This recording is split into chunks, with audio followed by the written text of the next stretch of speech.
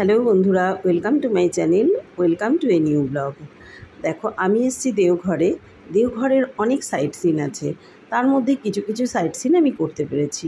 তোমাদের যেমনি দেখালাম আগের ভিডিওতে যে দুটো মন্দিরে আমি পুজো করেছি, আমার অনুকূল ঠাকুরের আশ্রমে গিয়েছি আর বৈদ্যনাথ ধামে পুজো করেছি। আর আজ চলেছি বাবা মন্দির। বাবা মন্দির হচ্ছে বাবা বাসুকিনাথের মন্দির। এই দেখো, গাড়িটা নিয়ে আমরা পৌঁছে গেছি, মন্দিরে পুজো করে নিয়েছি। আর বেশিক্ষণ সময় নষ্ট করিনি, কারণ ভীষণ রৌদ্রের তাপ। আজ কিন্তু একদম এত গরম, কি বলবো। আগে যদি জানতাম যে এই কন্ডিশনই হবে, তাহলে কাল রাতে গাড়িটা ঠিকই করতাম না। ভীষণ তাপ। ওখান থেকে আবার আমরা চলে এসেছি অন্য জায়গার সাইট সিন করবার জন্যে। এই দেখো, এটা হচ্ছে ত্রিকুট পর্বত। এখানে ঠান্ডা থাকলে হয়তো খুব ভালোই লাগতো, বিশেষ দেখার কিছু নেই বলে। পাহাড়ের সৌন্দর্য তো অশেষ, ভীষণ ভালো, কিন্তু রোদের জন্য সেটা ফিল করবার আমাদের আর উপায় নেই। চলে এলাম গাড়ি নিয়ে, বেশ কিছুটা আগিয়ে গিয়ে একটা ধাবায় আমরা ঢুকে পড়লাম, মা দুর্গা ধাবা, লাঞ্চ করবার জন্যে। আমরা থালি নিয়ে নিয়েছি, ভেজ থালি। লাঞ্চ করে নিলাম। ভীষণ গরম, হালকা ফুলকাই খেতে হবে। তারপর ওখান থেকে চলে এসেছি নওলখা মন্দির। এই নওলখা মন্দিরটাই বলতে পারো আমরা সাইট সিনের মধ্যে আজ খুব ভালো করে ঘুরে ঘুরে দেখলাম। অপূর্ব সুন্দর এই মন্দিরটি। এই মন্দিরটি বেলুড় মঠের রামকৃষ্ণ মঠ যেটি আছে সেই অনুকরণে তৈরি। বলা হয় যে এই মন্দিরটি তৈরি করতে 9 লাখ টাকা লেগেছিল, তাই এটাকে বলা হয় নওলখা টেম্পল। আর এই টাকাটা কে দিয়েছিলেন জানো? এটা দিয়েছিলেন রানী চারুশীলা বলে, যিনি নাকি পাথুরিয়াঘাট কলকাতারই এক রাজপরিবারের রানী।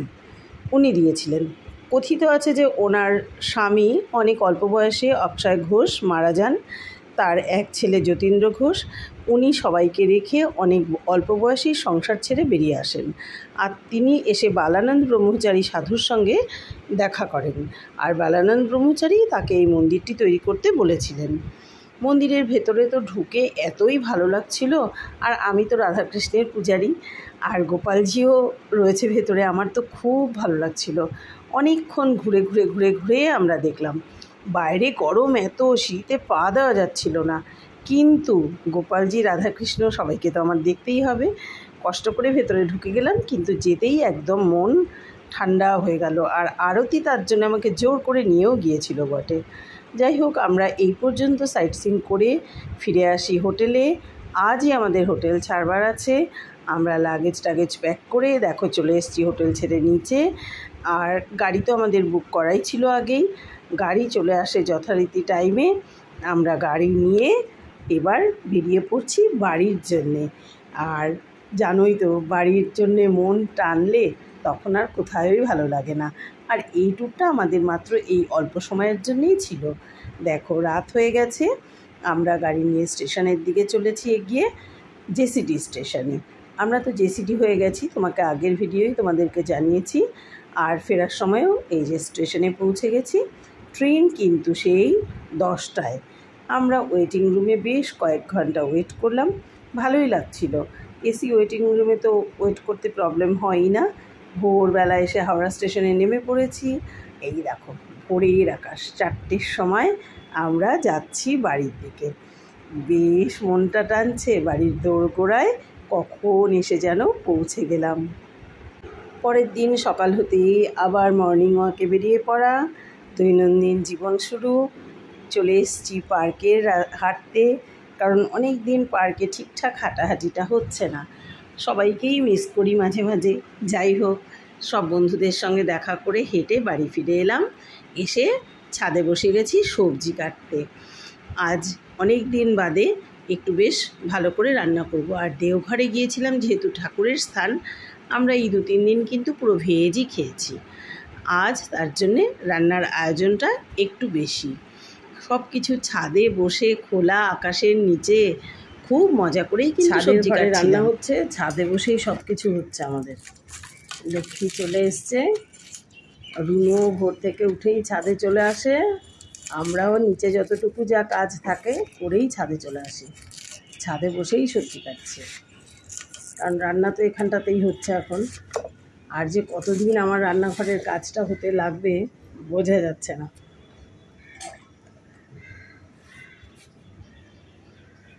কত বড় বড় হেয়ার হয়ে গেছে, তাই তো? হ্যাঁ, মানির হেয়ার বড় করছে। মানি পুজোতে অনেক সাজতে হবে, পেছন থেকে একটা বিনুনি করতে হবে, বুঝতে পেরেছো তোমরা? আরে আমার তো এই অবধি চুল থেকে তো বেরোনি হয়, এই অবধি চুল ওই পর্যন্ত চুল তো পুজোতে হয়ে যাবে। পূজা তো অবধি? হ্যাঁ, এই দিন পুজো, ওই দিন এই এই এই অবধি চলে যাবে। একদম এই অবধি চুল হয়ে যাবে দুর্গা পুজোর সময়, বুঝতে পেরেছো? শুধু মানে একটু খেতে হবে ভালো করে, একটু চেহারাটা ভালো করে ফেলতে হবে। চুলও আমি বড় হতে তো চুলও বড় হয়ে যাবে। হ্যাঁ, তাই তো। ফুটুস ফুটুস করে। তোমার চুলের জটটা কে ছাড়িয়ে দিল? কত জট পড়ে গেছিল তোমার? এখন একটাও নেই, কিন্তু সিল্কি সিল্কি হেয়ার হয়ে গেছে। মানি শ্যাম্পু করেছে আর এত সুন্দর হেয়ার হয়ে গেছে মানির। আর পেছনে কতটা বড় হয়ে গেছে হেয়ারটা, দেখবে তোমরা। এই দেখো, পুজোর সময় না মানি খুব বড় করে চুল বাঁধবে, জানো তুমি? বিনুনি করবে, মানির খুব পছন্দ। একটা লেহেঙ্গা পরবে, একটা বিনুনি করবে। ওই একটা বিনুনি করবো পিছন থেকে। হ্যাঁ, পিছন থেকে একটা বিনুনি। আর জানো শোনাই কি ড্রেস যেন পরবে তুমি? ওই ছোট্ট বাচ্চাদের মতো ওই এরকম এরকম করে একটু বিনুনি। আর মানি আজকে আবার একটা খেলনা অর্ডার দিয়েছে। কি দিয়েছো? আমার সোনাটা দেখেছো? আমার সোনাটাকে তোমরা দেখতে পাচ্ছ? আমার সোনাটা কত মিষ্টি, পড়াশোনা করে এসছে। আজকে ইবিএস পরীক্ষা দিয়ে। কি পরীক্ষা দিয়েছিস বল? এরকম করে তাকাচ্ছিস কেন? ঠিক করে তাক, পাগলি বুড়িটা। আমার সোনাটা দেখো কত বড় বড় হেয়ার হয়ে গেছে আমার মানিটার। 2-3 দিন পরে মানির সঙ্গেও অনেক গল্প জমেছিল, সেগুলো করে নিলাম। এদিকে দেখো রান্না হয়ে গেছে চিকেনটা আজ কষা কষাই হবে, কারণ ঝোল খেতে কেউ পছন্দ করে না। আর এদিকে ডালিয়া বানিয়ে নিয়েছি বেশ কিছুটা। আমরা লিজা, আমি, আমার বড় ছেলে খাবো।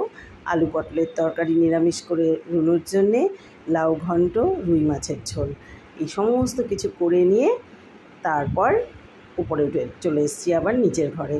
যাই হোক, আজকের ভিডিওটা তোমাদের সঙ্গে এতটাই শেয়ার করছি। আর তার পরবর্তী ভিডিওতে আবার তোমাদের সঙ্গে দেখা হবে। দেখো কীরকম টায়ার্ড লাগছে দেখতে। যাই হোক, বাই, সবাই ভালো থেকো।